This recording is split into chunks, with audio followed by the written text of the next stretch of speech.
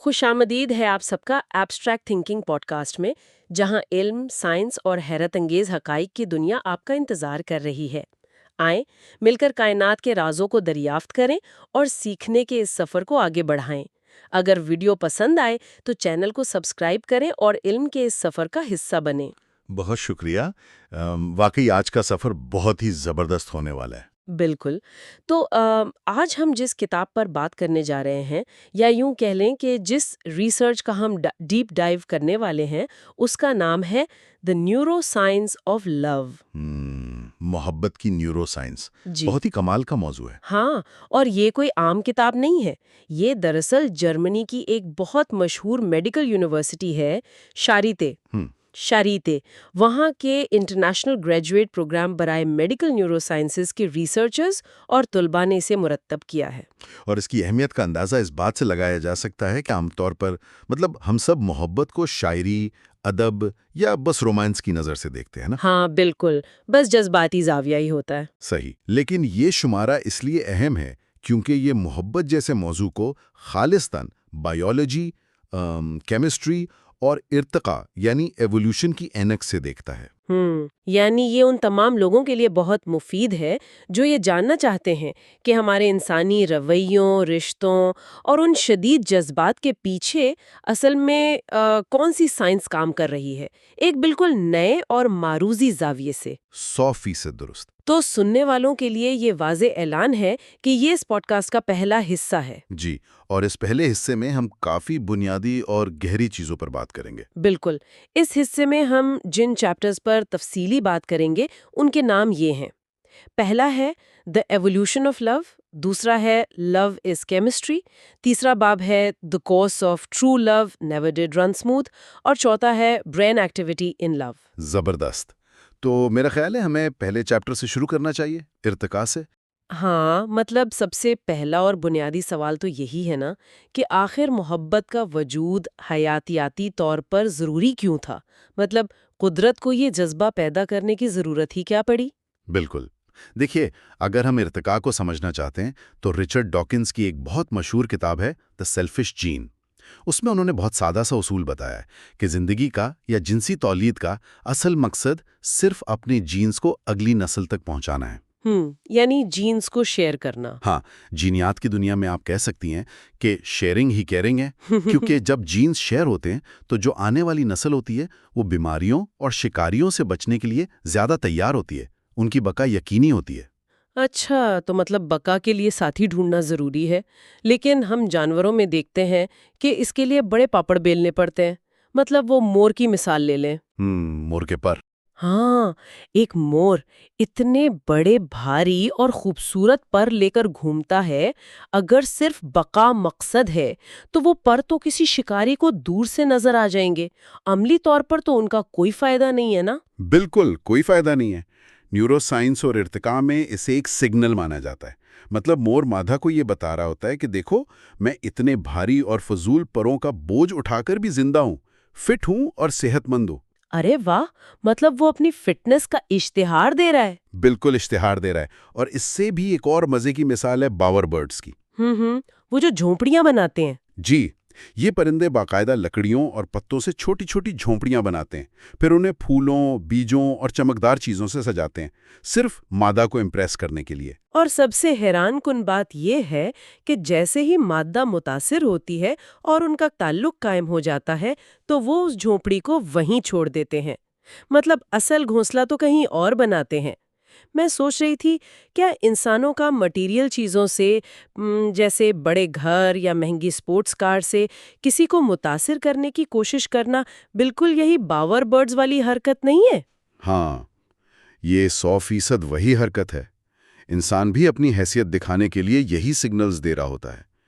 लेकिन इंसानों के मामले में कहानी सिर्फ इम्प्रेस करने तक नहीं रुकती। यहाँ कुदरत को एक और मसला दरपेश था। वो क्या?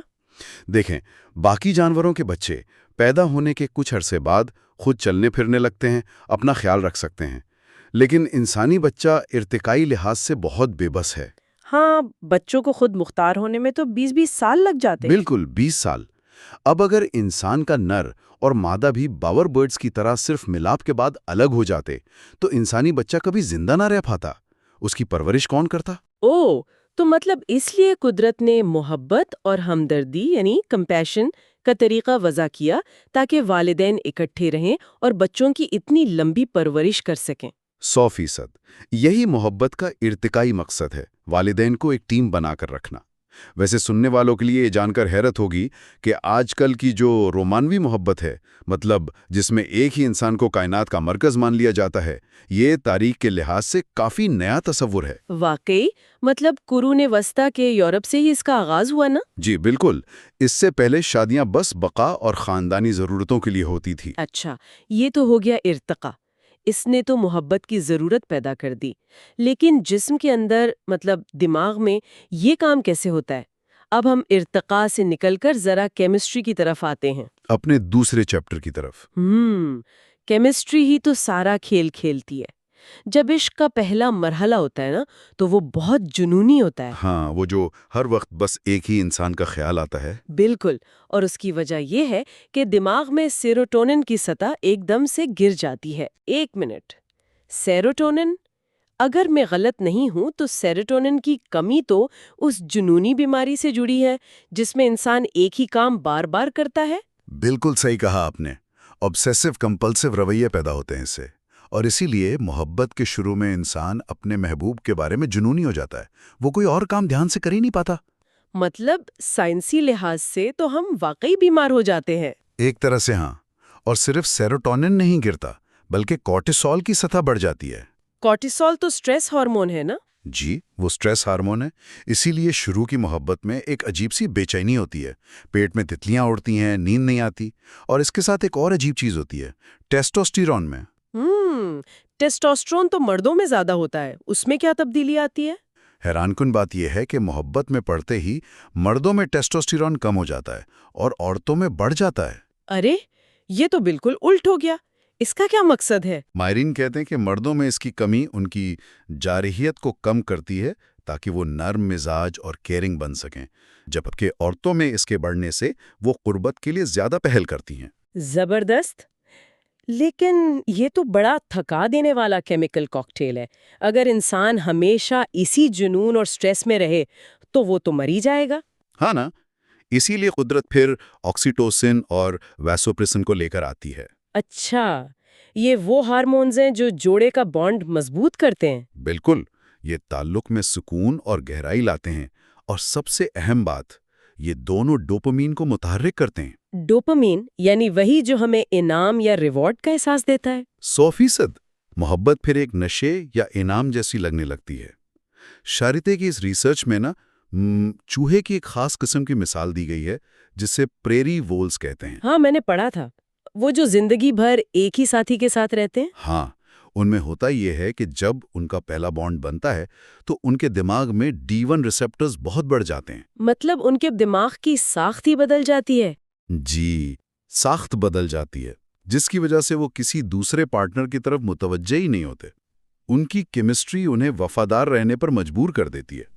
تو میں یہاں ایک بات سوچ رہی تھی، اگر محبت صرف کیمیکلز کا ایک کاکٹیل ہے اور سیروٹونن کی کمی ہمیں جنونی بنا دیتی ہے، تو کیا سائنسی لحاظ سے محبت دراصل ایک عارضی کیمیکل پاگل پن ہے؟ مطلب کچھ عرصے کا پاگل پن؟ ابتدائی مرحلے کے لیے تو آپ اسے بالکل عارضی پاگل پن کہہ سکتی ہیں، کیونکہ دماغ کی حالت نارمل نہیں ہوتی۔ صحیح، تو چونکہ جسمانی کیمیکلز وقت کے ساتھ بدلتے رہتے ہیں، اسی لیے کوئی بھی رشتہ ہمیشہ ایک ہی حالت میں تو نہیں رہ سکتا نا؟ بالکل نہیں رہ سکتا۔ اور یہیں سے ہم اپنے تیسرے چیپٹر میں داخل ہوتے ہیں، تعلقات کے مختلف مراحل۔ ریسرچ بتاتی ہے کہ رومانس کے 3 اہم مراحل ہوتے ہیں۔ جی، پہلا مرحلہ ہے فالنگ ان لو۔ یہ ابتدائی 6 ماہ کا عرصہ ہوتا ہے جب جذبات بالکل عروج پر ہوتے ہیں۔ اس میں وہ سٹریس ہارمون کورٹیسول کا کیا کردار ہے؟ وہ ایک بہت مزے کا کام کرتا ہے۔ وہ نئی چیزوں کے خوف کو ختم کر دیتا ہے، اور سب سے خطرناک بات یہ ہوتی ہے کہ دماغ کا فرنٹل کارٹیکس کم کام کرنا شروع کر دیتا ہے۔ فرنٹل کارٹیکس مطلب دماغ کا وہ حصہ جو لاجک، منطق اور تنقیدی سوچ کو سنبھالتا ہے؟ بالکل، وہ حصہ سو جاتا ہے۔ اسی لیے انسان اپنے پارٹنر کی خامیاں یا ریڈ فلیگز دیکھ ہی نہیں پاتا۔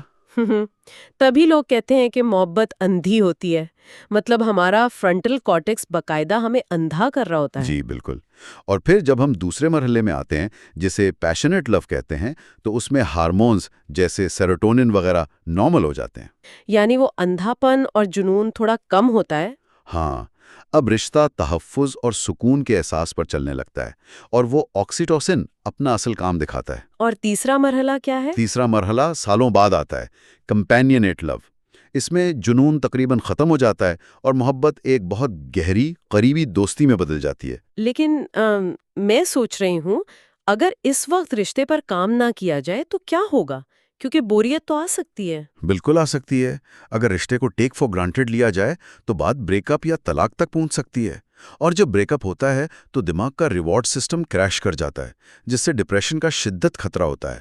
مغربی معاشروں میں طلاق کی شرح جو 50% سے زیادہ ہے، وہ اسی کا نتیجہ ہے۔ اچھا، ریسرچ میں اس حوالے سے سٹرنبرگ کی تھیوری کا بھی ذکر ہے نا، سٹرنبرگ ٹرائنگولر تھیوری آف لو۔ جی، سٹرنبرگ کہتے ہیں کہ محبت کے 3 زاویے ہوتے ہیں: انٹیمیسی یعنی قربت، پیشن یعنی جذبہ، اور کمٹمنٹ یعنی عہد یا وعدہ۔ صحیح، اور جب یہ تینوں ملتے ہیں تو کنزیومیٹ لو یا مکمل محبت بنتی ہے۔ بالکل، مکمل محبت۔ لیکن ماہر صاحب، میں یہاں ایک سوال پوچھنا چاہوں گی، اگر قدرت نے خود ہی تیسرے مرحلے میں اس پیشن یعنی جذبے کو کم کرنے کی پروگرامنگ کی ہوئی ہے، تو اس مکمل محبت کو برقرار رکھنا کتنا مشکل ہے؟ مطلب کیا یہ بائیولوجی کے خلاف لڑنے والی بات نہیں ہے؟ آپ نے بالکل دکھتی رگ پر ہاتھ رکھا ہے۔ یہ واقعی بائیولوجی کے خلاف ایک شعوری جنگ ہے۔ ارتقاء آپ کو جوڑتا ہے، لیکن لمبے عرصے تک ساتھ رہنے کے لیے آپ کو شعوری کوشش کرنی پڑتی ہے۔ یہ خود بخود نہیں چلتا۔ صحیح۔ اچھا، ہم نے کیمیکلز کو دیکھ لیا، ہارمونز کو دیکھ لیا، لیکن ہم نے دماغ کے اندر نہیں جھانکا، اور یہ ہمارا چوتھا چیپٹر ہے، برین ایکٹیویٹی ان لو۔ اگر ہم محبت کرنے والے دماغ کو FMRI مشینوں کے ذریعے دیکھیں تو وہ کیسا نظر آتا ہے؟ وہ بہت روشن نظر آتا ہے۔ جب انسان محبت میں ہوتا ہے تو FMRI اسکینز دکھاتے ہیں کہ دماغ کے کچھ حصے بہت زیادہ ایکٹیو ہو جاتے ہیں۔ کون سے حصے؟ جیسے سٹرائیٹم، میڈیل انسولا اور اینٹیریئر سنگولیٹ کارٹیکس۔ اور یہ حصے کیا کرتے ہیں؟ یہ سب کے سب حصے دماغ کے انعام یا ریوارڈ کے احساس سے جڑے ہیں۔ وہی ڈوپامین کا سسٹم۔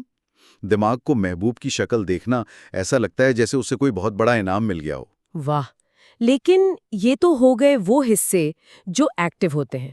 کیا کچھ حصے بند بھی ہوتے ہیں، جیسے ہم نے پہلے فرنٹل کارٹیکس کی بات کی؟ جی ہاں، فرنٹل کارٹیکس کے علاوہ دماغ کا ایک بہت اہم حصہ ڈی ایکٹیویٹ ہوتا ہے، جسے امیگڈالا کہتے ہیں۔ امیگڈالا، یہ تو خوف اور خطرے کا مرکز ہے نا دماغ میں؟ بالکل، اس کا کام ہے خطرے کا الارم بجانا۔ جب انسان محبت میں ہوتا ہے تو اس کا امیگڈالا بند ہو جاتا ہے۔ اس کے بند ہونے سے انسان میں اپنے ساتھی کو لے کر ہر طرح کا خوف، شک اور تنقیدی سوچ مکمل طور پر ختم ہو جاتی ہے۔ اب سمجھ آیا۔ یہی وجہ ہے کہ مائیں اپنے بچوں کے لیے ہر خطرے سے ٹکرا جاتی ہیں، ان کا الارم بجتا ہی نہیں، یا کوئی عاشق کسی کی پرواہ کیے بغیر اندھا ہو جاتا ہے۔ 100% ان کا خوف کا سسٹم اس وقت آف ہوتا ہے۔ اگر میں اسے ایک مثال سے سمجھاؤں تو یعنی محبت میں پڑھنا ایسا ہی ہے جیسے دماغ اپنی گاڑی کے بریکس، مطلب فرنٹل کارٹیکس، اور الارم سسٹم یعنی امیگڈالا کی تاریں خود کاٹ دیتا ہے اور ایکسلریٹر پر پاؤں رکھ دیتا ہے۔ کیا زبردست مثال دیا آپ نے۔ بالکل ایسا ہی ہوتا ہے، فل سپیڈ گاڑی اور بریکس فیل۔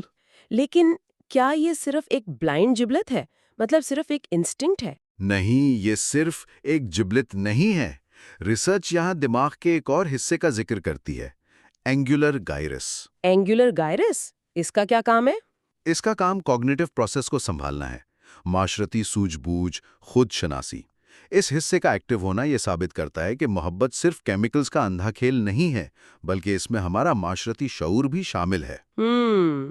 ریسرچ میں سے ایک باہمی فیڈ بیک لوپ کہا گیا ہے نا؟ جی، میوچل فیڈ بیک لوپ۔ مطلب ہم محبت اس لیے محسوس کرتے ہیں تاکہ ہمیں بدلے میں بھی محبت مل سکے۔ ہمارا دماغ مسلسل یہ حساب لگا رہا ہوتا ہے کہ کیا ہمیں بھی ویسی ہی محبت مل رہی ہے یا نہیں۔ تو اگر ہم آج کی اس پوری گفتگو کو سمیٹیں تو آج ہم نے ارتقاء کی ضرورت، केमिकल्स के इस पूरे खेल, रिश्तों के बदलते मराहिल और फिर दिमाग के अंदरूनी स्कैन्स के जरिए मोहब्बत जैसे जज्बे को समझा। जी बिल्कुल। मतलब अगर हम एक मारूजी नुक्ता नज़र से देखें तो मोहब्बत वाकई एक साइंसी शाहकार है, कुदरत की इंजीनियरिंग कमाल है। इसमें तो कोई शक नहीं है। ये हमारे बका के लिए कुदरत का बनाया हुआ बेहतरीन सिस्टम है। लेकिन जाते जाते मेरे जहन में एक ख्याल आ रहा है, और सुनने वालों के लिए भी ये जानना दिलचस्प होगा। जी बताएं। अगर मोहब्बत और दिल टूटना महज मखसूस केमिकल्स, रिसेप्टर्स और दिमागी हिस्सों के ऑन ऑफ होने का नतीजा है, मतलब इसके काम करने का नतीजा है, तो क्या मुस्तकबिल में साइंस कोई ऐसी गोली इजाद कर सकती है जो ब्रेकअप के दुख और डिप्रेशन को फौरन खत्म कर दे? ये एक बहुत ही गहरा और थोड़ा खौफनाक सवाल है। बिल्कुल। मतलब क्या हम मुस्तकबिल में अपने जज्बात को एक गोली से मुकम्मल तौर पर कंट्रोल कर पाएंगे? सुनने वालों के लिए ये यकीनन एक ऐसा सवाल है जिस पर उन्हें सोचना चाहिए। बिल्कुल सोचना चाहिए, क्योंकि अगर हमने दर्द को दवा से खत्म कर दिया तो इर्तिका का वो अमल ही रुक जाएगा जो हमें सबक सिखाता है। सही। खैर, ये एक लंबी बहस है जिसे हम सुनने वालों की अपनी सोच पर छोड़ते हैं।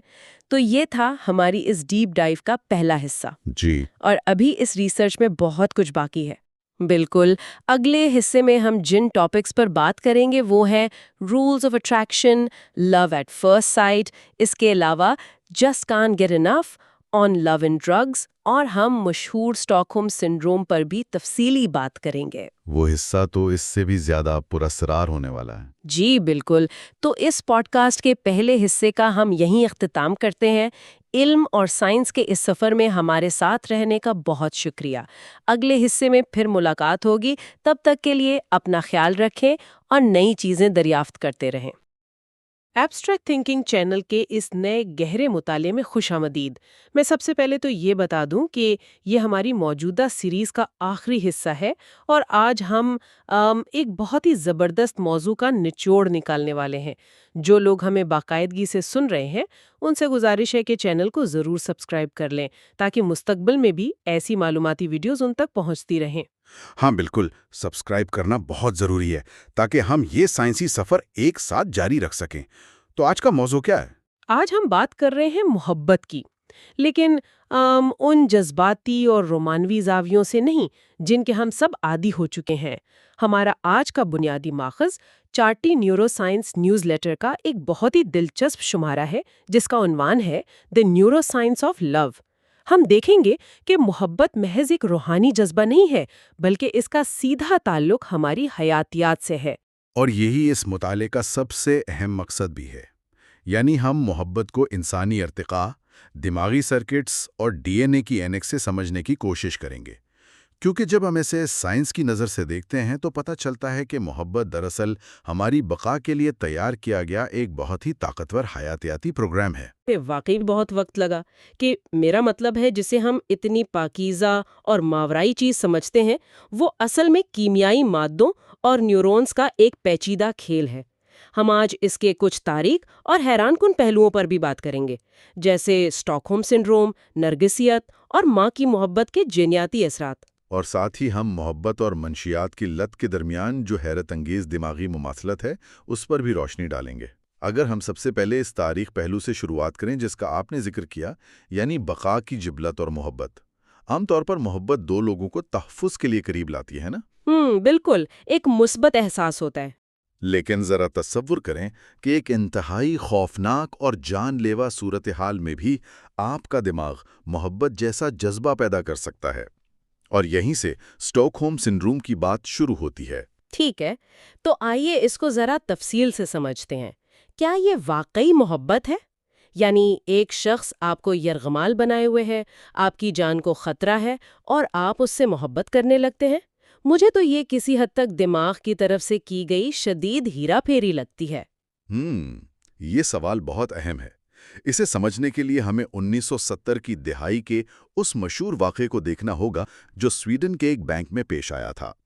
वहाँ कुछ मुसल्लह अफराद ने बैंक के अमले को कई दिन तक कैद में रखा। अच्छा, वही वाकया जिसके नाम पर इस सिंड्रोम का नाम रखा गया। जी हाँ, स्टॉकहोम में। तो हैरानी की बात यह थी कि जब पुलिस ने उन यरगमालियों को छुड़ाया तो उनका रद्द-ए-अमल बहुत अजीब था। انہوں نے اپنے اغواکاروں کے خلاف گواہی دینے سے انکار کر دیا اور یہاں تک کہ ان کے قانونی دفاع کے لیے پیسے بھی جمع کیے۔ ایک منٹ، سچ میں انہوں نے ان لوگوں کو بچانے کے لیے پیسے دیے جنہوں نے ان کی جان خطرے میں ڈالی تھی؟ بالکل، اور یہ محض کوئی وقتی ہمدردی نہیں تھی، یہ باقاعدہ ایک جذباتی لگاؤ تھا۔ اب ارتقائی ماہرین نفسیات اسے کمپلیکس پوسٹ ٹرامیٹک سٹریس ڈس آرڈر کا ایک حصہ مانتے ہیں۔ تو اس کے پیچھے ارتقائی وجہ کیا ہو سکتی ہے؟ میرا مطلب ہے لاکھوں سالوں کے ارتقاء نے دماغ کو ایسا کیوں بنایا؟ اگر ہم قدیم دور میں جائیں، جب انسان قبیلوں میں رہتا تھا، تو فرض کریں کسی خاتون کو کسی دوسرے قبیلے کے لوگ اغوا کر لیتے تھے۔ اب مزاحمت کرنے کا مطلب تو سیدھی موت تھا۔ تو ایسے میں اپنے اور اپنے بچوں کی بقا کے لیے اس ظالم حملہ ور کے ساتھ جذباتی تعلق پیدا کر لینا دراصل زندہ رہنے کی ایک بہت کامیاب اور طاقتور حکمت عملی تھی۔ اوہ، تو یہ ایسا ہی ہے جیسے دماغ کسی خطرناک وائرس کو فریب دے کر اپنا دوست مان لے تاکہ پورے جسم کو تباہی سے بچایا جا سکے۔ یعنی یہ کوئی حقیقی محبت نہیں ہے، بلکہ بس جان بچانے کے لیے پہنی گئی ایک دفاعی ڈھال ہے۔ یہاں جو بات سب سے زیادہ حیران کن ہے وہ یہ ہے کہ اس شدید دباؤ میں انسان کا دماغ حقائق کو مکمل طور پر مسخ کر دیتا ہے۔ وہ ظالم کی ہر چھوٹی سی مہربانی کو، مثلاً اگر اس نے مارنے کے بجائے صرف دھمکی دی ہے، تو دماغ اسے ایک بہت بڑا احسان اور محبت کی علامت سمجھنے لگتا ہے۔ یہ بقا کا کتنا خوفناک طریقہ ہے۔ دماغ زندہ رہنے کے لیے انسان کی اپنی حقیقت اور غصے تک کو قربان کر دیتا ہے۔ لیکن یہ تو ایک پہلو ہوا۔ اسٹاک ہوم سنڈروم میں ہم نے دیکھا کہ انسان مجبوری میں ظالم سے جڑ جاتا ہے، لیکن اس شخص کے دماغ کا کیا حال ہوتا ہے جو وہ ظلم کر رہا ہے، جو خود غرضی کی انتہا پر ہے اور سچی محبت کرنے سے بالکل قاصر ہے؟ یہ بہت زبردست ربط ہے۔ یہ ہمیں نارگسیت یا نارسسسٹک پرسنالٹی ڈس آرڈر کی طرف لے جاتا ہے۔ اعداد و شمار بتاتے ہیں کہ آبادی کا تقریباً 6% حصہ اس پیچیدہ عارضے کا شکار ہو سکتا ہے۔ یہ لوگ خود پسندی کی انتہا پر ہوتے ہیں۔ تو ان کے اندر اپنی اہمیت کا احساس بہت زیادہ بڑھا ہوا ہوتا ہے، جسے شاید گرینڈیوسٹی کہتے ہیں۔ بالکل، انہیں لگتا ہے کہ وہ دنیا کے سب سے اہم انسان ہیں اور باقی سب محض ان کے استعمال کے لیے ہیں۔ لیکن سوال یہ ہے کہ ایسا ہوتا کیوں ہے؟ عموماً اس کی جڑیں بچپن کی پرورش میں ملتی ہیں۔ تو کیا بچپن میں کوئی خاص واقعہ ہوتا ہے یا والدین کا رویہ اس کی وجہ بنتا ہے؟ اصل میں دو بالکل متضاد قسم کے ماحول نارگسیت کو جنم دے سکتے ہیں۔ یا تو بچپن میں والدین کی طرف سے حد سے زیادہ لاڈ پیار دیا گیا ہو اور بچے کو یہ یقین دلایا گیا ہو کہ وہ سب سے برتر ہے، یا پھر دوسری صورت میں بچے کو انتہائی نظر انداز کیا گیا ہو اور اس پر نفسیاتی تشدد کیا گیا ہو۔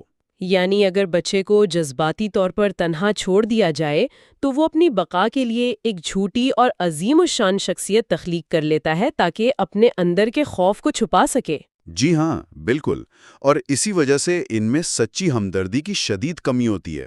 سائنسی تحقیق ہمیں بتاتی ہے کہ ہمدردی کی بھی دو اقسام ہیں۔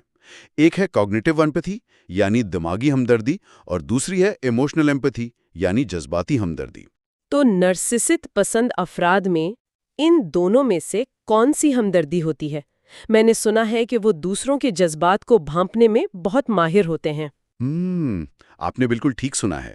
ان میں کوگنیٹیو ایمپیتھی موجود ہوتی ہے، یعنی وہ جان سکتے ہیں کہ دوسرا شخص کیا محسوس کر رہا ہے، لیکن ان میں ایموشنل ایمپیتھی کی شدید کمی ہوتی ہے۔ یہ تو بالکل ایسا ہی ہوا جیسے کوئی شخص ریسٹورانٹ کا مینیو پڑھ کر جان لے کہ کھانے میں کون سے مسالے ڈلے ہیں، لیکن وہ اسے خود چکھ کر اس کا ذائقہ محسوس نہ کر سکے۔ یعنی وہ جانتا ہے کہ آپ دکھی ہیں، لیکن وہ آپ کا دکھ محسوس نہیں کر سکتا۔ اگر ہم اسے بڑی تصویر سے جوڑیں تو FMRI اسکینز ہمیں دکھاتے ہیں کہ ان افراد کے دماغ کے ایک خاص حصے، جسے رائٹ اینٹیریئر انسیولا کہتے ہیں، اس میں سرگرمی بہت کم ہوتی ہے۔ اوہ، تو یہ دماغ کی ساختیاتی سطح پر ایک کمی ہے۔ جی ہاں، ایک صحت مند محبت کے لیے دماغ کے اس حصے کا متحرک ہونا بہت ضروری ہے۔ نرگسیت پسند افراد کو اپنی اہمیت قائم رکھنے کے لیے مسلسل دوسروں کی تعریف کی ضرورت ہوتی ہے۔ وہ سچی محبت نہیں کر سکتے، انہیں بس ایک ایسا آئینہ چاہیے جس میں وہ اپنی تعریف سن سکیں۔ یہ کتنا تکلیف دہ سچ ہے۔ اگر بچپن کی پرورش ہمارے دماغ کے حصوں پر اتنے گہرے اثرات مرتب کر سکتی ہے، تو پھر ہمیں ماں کی محبت پر ضرور بات کرنی چاہیے۔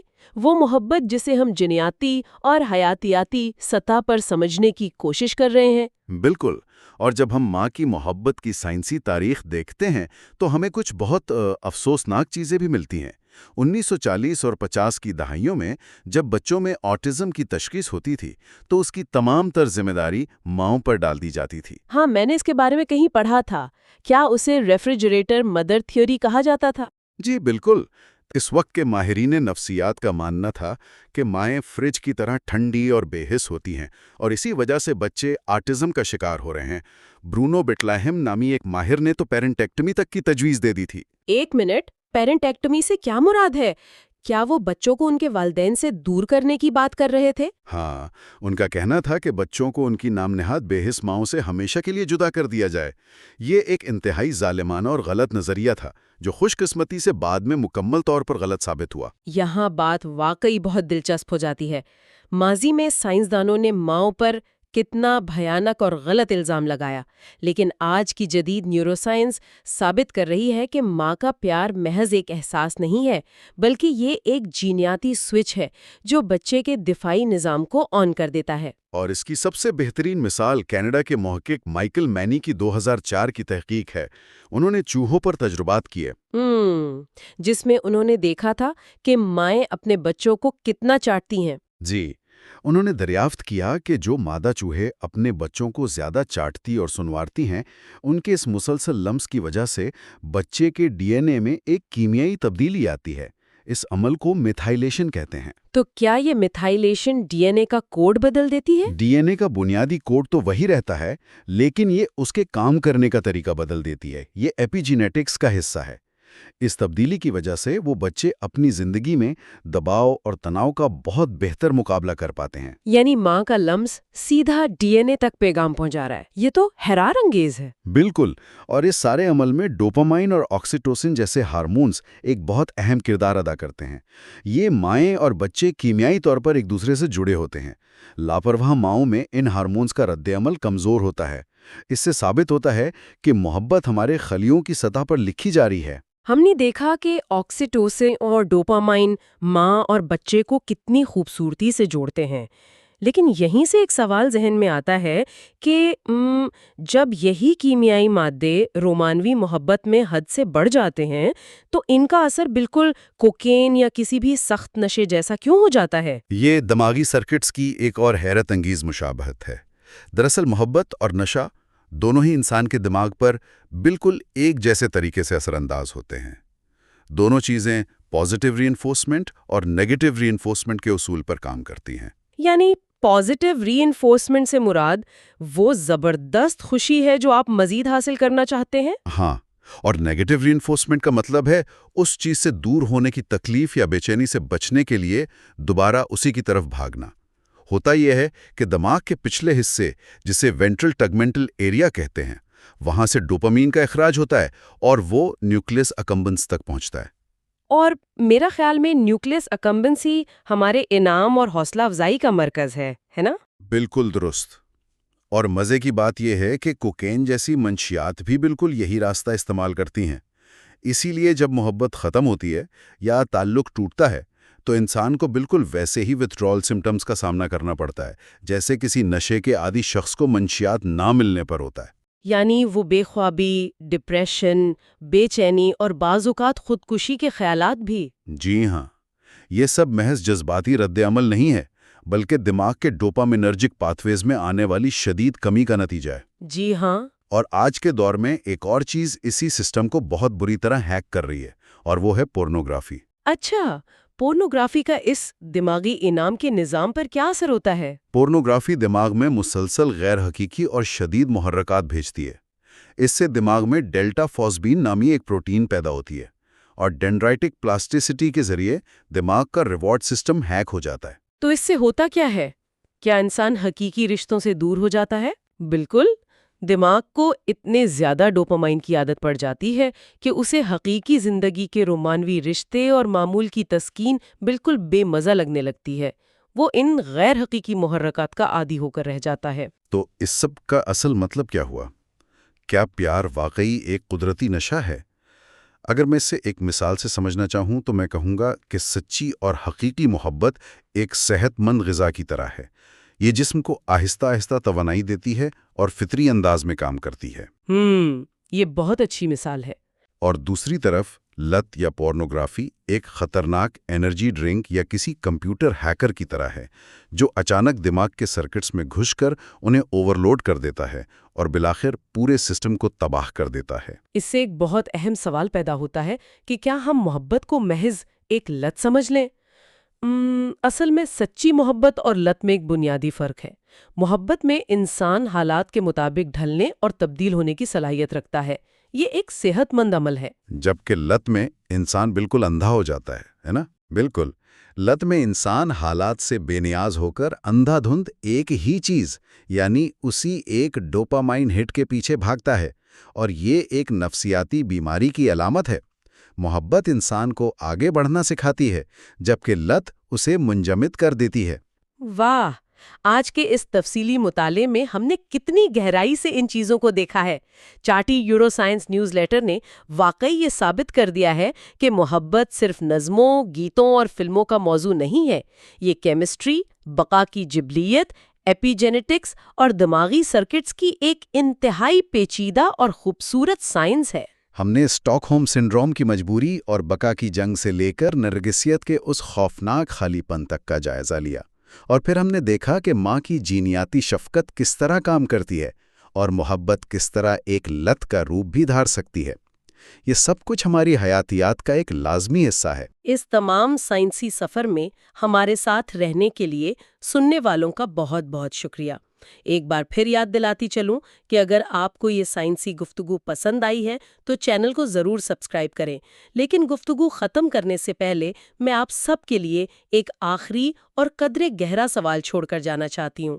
ہاں، وہ سوال جو ہم سب کو سوچنے پر مجبور کر دے۔ اگر ہماری تمام تر محبت، ہمدردی، قربانی اور ایک دوسرے سے جڑنے کے جذبات محض دماغ میں ڈوپامائن کے اخراج اور ہماری ڈی این اے کی میتھائلیشن کے محتاج ہیں، تو کیا ہماری زندگی میں، جسے ہم فری ول یا آزاد مرضی کہتے ہیں، اس کا کوئی تصور باقی رہ جاتا ہے؟ یہ واقعی ایک بہت پراسرار سوال ہے۔ کیا واقعی دنیا میں سول میٹ نام کی کوئی چیز ہوتی ہے، یا پھر ہم سب محض اپنے خلیوں اور ہارمونز میں لکھے گئے ایک پہلے سے طے شدہ خیاتیاتی پروگرام کی پیروی کر رہے ہیں؟ اس سوال پر ضرور سوچئے گا۔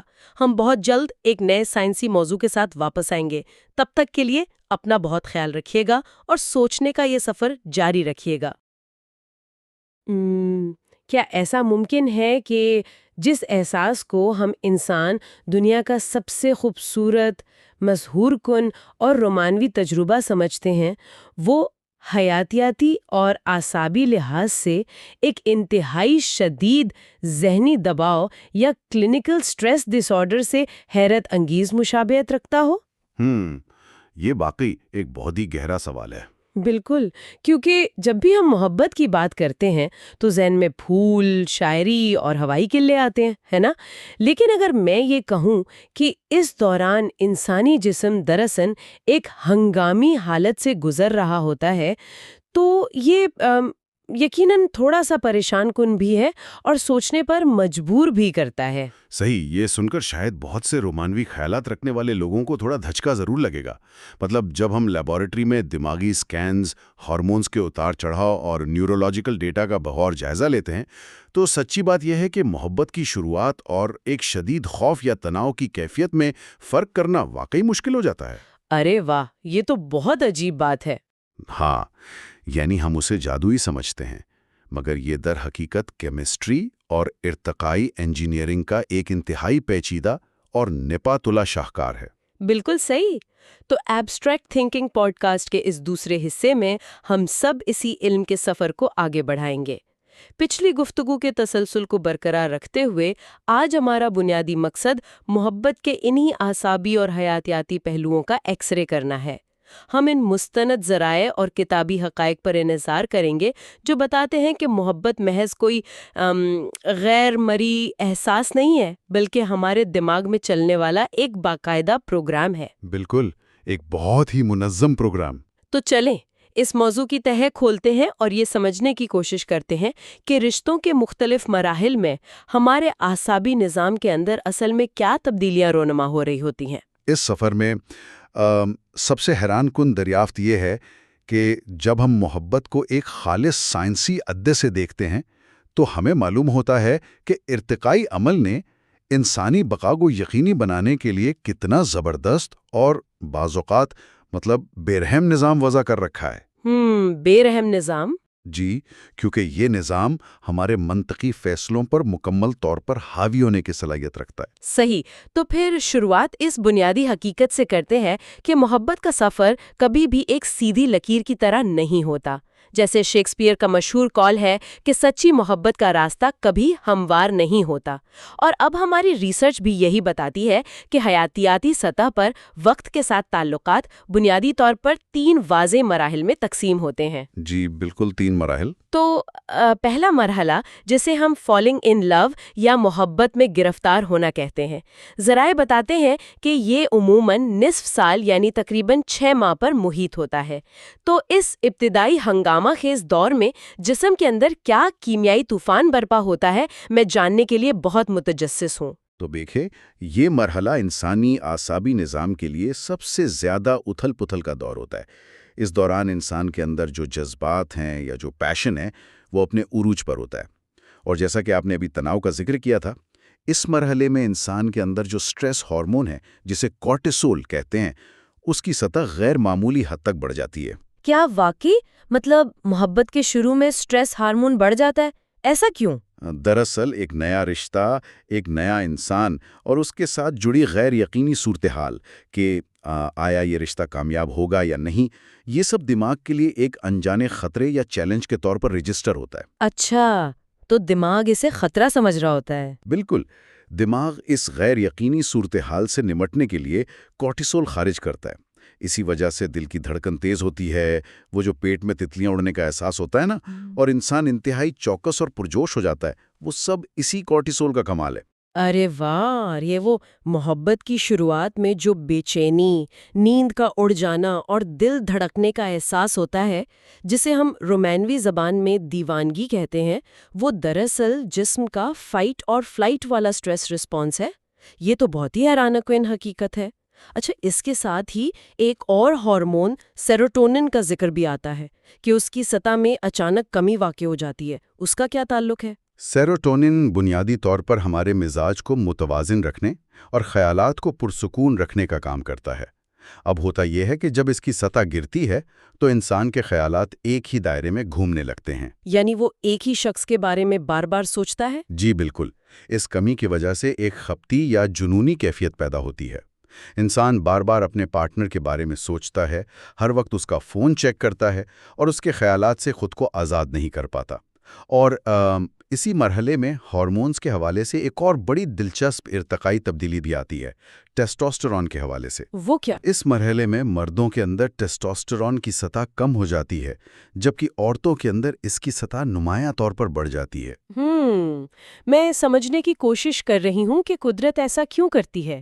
کیا یہ اس لیے ہے کہ دونوں صنفیں ایک دوسرے کے مزاج کے زیادہ قریب آ سکیں؟ مردوں میں تھوڑی نرمی آ جائے اور عورتوں میں تھوڑی جارحیت یا پہل کرنے کی صلاحیت پیدا ہو جائے تاکہ وہ ایک دوسرے سے قریب ہو سکیں؟ بالکل صحیح سمجھے آپ، یہ اسی توازن کا حصہ ہے تاکہ ابتدائی قربت میں کوئی رکاوٹ نہ آئے۔ لیکن ظاہر ہے انسانی جسم طویل عرصے تک اس انتہائی تناؤ اور کورٹیسول کی زیادتی کو برداشت نہیں کر سکتا۔ ظاہر ہے، ورنہ تو انسان بیمار پڑ جائے۔ بالکل، مدافعتی نظام تباہ ہو جائے گا۔ اسی لیے کچھ عرصے بعد قدرت ہمیں دوسرے مرحلے میں دھکیلتی ہے، جسے پیشنیٹ لو یا پرجوش محبت کہا گیا ہے۔ اچھا، اور یہ دوسرا مرحلہ غالباً کئی سالوں تک محیط ہو سکتا ہے نا؟ یہاں آ کر وہ ابتدائی تناؤ اور دیوانگی تھوڑی کم ہونے لگتی ہے اور تحفظ اور سکون کا احساس اس کی جگہ لینے لگتا ہے۔ تو کیمیائی سطح پر وہ کون سا سوئچ ہے جو اس مرحلے کو تبدیل کرتا ہے؟ یہاں جسم کورٹیسول کی پیداوار کو کم کر کے معمول پر لے آتا ہے اور اس کی جگہ 2 انتہائی اہم ہارمونز لے لیتے ہیں، آکسیٹوسن اور ویسوپریسن۔ آکسیٹوسن یعنی جسے کڈل ہارمون کہتے ہیں؟ جی، کڈل ہارمون یا محبت کا ہارمون، یہ وہی کیمیکلز ہیں جو ایک ماں اور بچے کے درمیان پیدا ہونے کے فوراً بعد ایک گہرا تعلق استوار کرتے ہیں۔ رومانوی رشتوں میں بھی یہ ہارمونز طویل مدتی بندھن یا پیئر بانڈز بنانے کا کام سنبھال لیتے ہیں۔ یعنی وہ شدت ہیجان والا دور ختم ہو کر ایک سکون کا دور شروع ہو جاتا ہے، اور پھر ہم تیسرے اور انتہائی پختہ مرحلے میں داخل ہوتے ہیں جسے کمپینینیٹ لو یا رفاقتی محبت کہا جاتا ہے۔ بالکل، وقت گزرنے کے ساتھ ساتھ جذبات کی شدت ماند پڑ جاتی ہے، لیکن آکسیٹوسن اور ویسوپریسن کا مسلسل متوازن اخراج رشتے میں گہری دوستی، قربت اور وابستگی پیدا کر دیتا ہے۔ صحیح۔ اس پوری حرکیات کو واضح کرنے کے لیے ہماری ریسرچ میں ماہر نفسیات رابرٹ سٹرنبرگ کی تکونی تھیوری کا حوالہ دیا گیا ہے۔ یہ تھیوری بتاتی ہے کہ محبت کے 3 بنیادی ستون ہیں: قربت، جذبہ اور وابستگی۔ اگر میں اسے ایک تمثیل سے سمجھانے کی کوشش کروں تو یہ مکمل محبت بالکل ایک 3 ٹانگوں والی کرسی کی طرح ہے۔ بہت اچھی مثال ہے۔ ہاں، اس کرسی کو متوازن رہنے کے لیے ان تینوں ٹانگوں کو مضبوط ہونا ضروری ہے۔ اگر فرض کریں کہ اس میں سے قربت یا جذبہ ختم ہو جائے اور محض ایک سماجی یا قانونی وابستگی باقی رہ جائے تو سٹرنبرگ اسے خالی محبت کا نام دیتے ہیں۔ مطلب وہ رشتہ گر سکتا ہے، اسے مسلسل محنت درکار ہوتی ہے۔ یہاں جو بات سب سے زیادہ دلچسپ ہے وہ یہ ہے کہ سٹرنبرگ کی یہ خالصتاً نفسیاتی تھیوری کس طرح حیرت انگیز طور پر ہمارے دماغ کی کیمسٹری کے ساتھ ہم آہنگ ہے۔ اچھا، وہ کیسے؟ اور جنونی کیمیکل سے بھرا ہوتا ہے۔ جب ہم قربت اور وابستگی کی طرف آتے ہیں تو آکسیٹوسن اپنا کام کر رہا ہوتا ہے، یعنی وہ 3 ٹانگوں والی کرسی دراصل دماغ کے مختلف کیمیکلز کا ہی عکس ہے۔ ارے واہ، یہ تو بہت ہی زبردست ربط ہے۔ اچھا، یہ تو ہارمونز اور نفسیات کی بات ہو گئی، لیکن اگر ہم اس سے بھی ایک قدم اور گہرائی میں جائیں، فرض کریں ہم فنکشنل میگنیٹک ریزوننس امیجنگ یعنی fMRI اسکینز کی مدد سے ایک ایسے انسان کے دماغ میں جھانک کر دیکھیں جو شدید محبت میں گرفتار ہے، تو ہمیں اسکرین پر کیا روشن ہوتا ہوا نظر آئے گا؟ جب محققین نے یہ fMRI اسکینز کیے تو نتائج انتہائی واضح تھے۔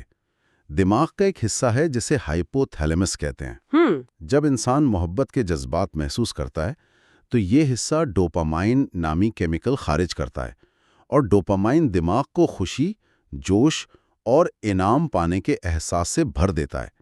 اس کے ساتھ ہی دماغ کے 2 انتہائی اہم حصے متحرک ہو جاتے ہیں، ایک وینٹرل ٹیگمنٹل ایریا جسے VTA کہتے ہیں اور دوسرا اسٹرائیٹم۔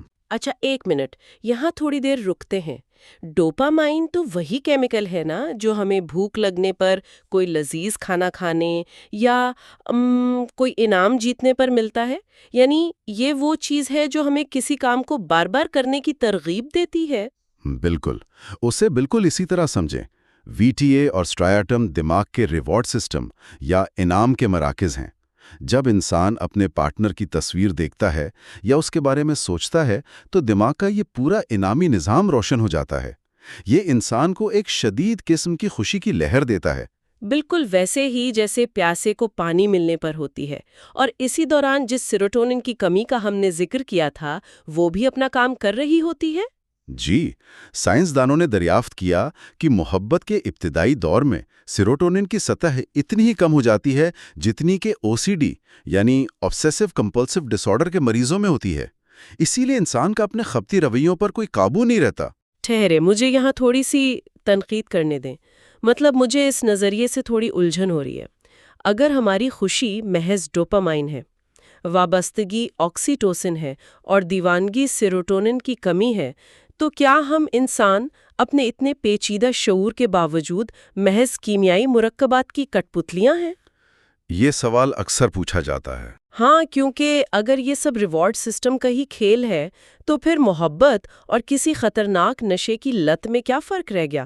کیا محبت صرف ایک لت ہے؟ اگر ہم اسے بڑی تصویر کے ساتھ جوڑیں تو اس کا جواب ارتقائی حیاتیات کی بقا کی جنگ میں چھپا ہے۔ آپ کی بات درست ہے کہ محبت اور منشیات کی لت دماغ کے بالکل ایک جیسے ہی راستے استعمال کرتے ہیں، لیکن انسان کا بچہ جب پیدا ہوتا ہے تو وہ جانوروں کی نسبت انتہائی کمزور اور بے بس ہوتا ہے۔ صحیح، اسے سالوں تک دیکھ بھال کی ضرورت ہوتی ہے۔ بالکل، بسا اوقات 2 دہائیوں تک والدین کی مسلسل توجہ اور وسائل درکار ہوتے ہیں۔ تو فطرت نے یہ شدید انعامی نظام جان بوجھ کر اس لیے بنایا تاکہ خاندان آپس میں ایک مضبوط اکائی کے طور پر متحد رہیں۔ اچھا، تو اس کا مطلب ہے کہ اگر فطرت صرف وقتی کشش پیدا کر کے چھوڑ دیتی تو انسان طویل عرصے تک ایک ساتھ نہ رہتے اور انسانی نسل محدوم کو جاتی؟ بالکل، محبت دراصل وہ حیاتیاتی گوند ہے جو لوگوں کو مشکل حالات میں بقا کے لیے ایک ساتھ باندھے رکھتی ہے۔ لت انسان کو تباہی کی طرف لے جاتی ہے، جبکہ محبت کا یہ نظام بقا اور افزائشی نسل کے لیے ہے۔ یہ تشریح واقعی ذہن کے دریچے کھول دیتی ہے۔ تو اس سب کا اصل مطلب کیا ہے؟ اگر ہم مان لیں کہ انعام کا نظام اتنا متحرک ہے جو مسلسل ڈوپامین دے رہا ہے، تو پھر دماغ کا وہ کون سا حصہ ہے جو اس دوران کام کرنا چھوڑ دیتا ہے؟ کیونکہ ہم صدیوں سے سنتے آ رہے ہیں کہ محبت اندھی ہوتی ہے۔ کیا واقعی ایسا ہے؟ نیورو سائنس مکمل طور پر اس قدیم محاورے کی تصدیق کرتی ہے۔ انہی FMRI اسکین سے پتہ چلا کہ جب دماغ کا ریوارڈ سسٹم متحرک ہوتا ہے تو دماغ کے ایک اور حصے جسے فرنٹل کارٹیکس اور پری فرنٹل کارٹیکس کہتے ہیں، اس کی سرگرمی نمایاں حد تک کم ہو جاتی ہے۔ جی ہاں، بالکل وہی حصہ۔ تو اگر یہ حصہ ہی بند ہو جائے، اس کا تو مطلب ہے کہ ہم اپنے پارٹنر کی خامیوں کو یا خطرے کی علامات کو دیکھنے کی صلاحیت ہی کھو دیتے ہیں، جو کسی عام انسان کو فوراً نظر آ جائیں گی۔ اس سے بالکل اسی طرح سمجھیں، انسان اپنے محبوب کے کردار کو غیر جانبداری سے پرکھنے کے قابل ہی نہیں رہتا۔ اس سارے عمل کو اگر میں ایک دلچسپ مثال سے واضح کروں تو محبت میں پڑنا ایک ایسی تیز رفتار گاڑی چلانے کے مترادف ہے جس کا ایکسلریٹر یعنی ڈوپامائن تو پوری طرح دبا ہوا ہے، لیکن اس کی بریکیں یعنی فرنٹل کارٹیکس کسی نے نکال دی ہیں۔ ارے واہ، یہ بہت ہی زبردست اور مکمل عکاسی کرنے والی مثال ہے۔ اور آپ کو پتہ ہے، محققین نے اس بغیر بریک والی گاڑی کے نظریے کو باقاعدہ لیبارٹری میں جانچا بھی ہے۔ کیا واقعی؟ کیسے؟ انہوں نے یونیورسٹی کے طلباء پر ایک تحقیق کی جو حال ہی میں شدید محبت میں گرفتار ہوئے تھے۔ مقصد یہ جانچنا تھا کہ کیا ان کا علمی کنٹرول یعنی منطقی سوچ کمزور پڑ چکی ہے۔ اس کے لیے انہیں فلینکر ٹاسک اور اسٹروپ ٹاسک دیے گئے۔ میں نے جتنا پڑھا ہے اسٹروپ ٹاسک میں رنگوں اور الفاظ کا ایک کھیل ہوتا ہے نا، جس میں دماغ کو متضاد معلومات پر توجہ مرکوز کرنی ہوتی ہے۔ بالکل، اور فلینکر ٹاسک میں بھی اسی طرح توجہ بھٹکانے والے تیر کے نشانات دکھائے جاتے ہیں۔ ان کا مقصد یہ دیکھنا ہے کہ انسان غیر ضروری معلومات کو نظر انداز کر کے اصل ہدف پر کتنا فوکس کر سکتا ہے۔ تو ان محبت میں گرفتار طلباء کے نتائج کیا رہے؟ نتائج انتہائی واضح تھے۔ ان کا علمی کنٹرول بہت کمزور ثابت ہوا۔ ان کی توجہ بار بار بھٹک رہی تھی۔ وجہ یہ تھی کہ ان کا دماغ اس حد تک اپنے محبوب کے خیالات میں الجھا ہوا تھا کہ دوسرے کاموں کے لیے ذہنی توانائی بچی ہی نہیں تھی۔ وہ واقعی دنیا کو گلابی چشمے سے دیکھ رہے تھے۔ لیکن یہ تو ایک تشویشناک صورتحال ہے۔ کوئی بھی انسان بغیر بریکوں کی گاڑی کتنی دیر تک چلا سکتا ہے اس سے پہلے کہ وہ حادثے کا شکار ہو جائے؟ یہ ایک اہم سوال کھڑا کرتا ہے کہ کیا انسان ہمیشہ اسی حالت میں رہتا ہے؟ خوش قسمتی سے ایسا نہیں ہے۔ جب رشتہ طویل مدتی مرحلے میں داخل ہوتا ہے تو منطقی سوچ اور علمی کنٹرول آہستہ آہستہ واپس آنا شروع ہو جاتے ہیں۔ یعنی فرنٹل کارٹیکس دوبارہ ایکٹیو ہو جاتا ہے اور بریکیں واپس آ جاتی ہیں۔ بالکل ایسا ہی ہے، اور تعلق کو طویل عرصے تک قائم رکھنے کے لیے اس حقیقت پسندی کی واپسی بہت ضروری ہے۔ تو گفتگو کو سمیٹتے ہوئے ہم سب کے لیے محبت کی اس نیورو سائنس کو سمجھنا کیوں ضروری ہے؟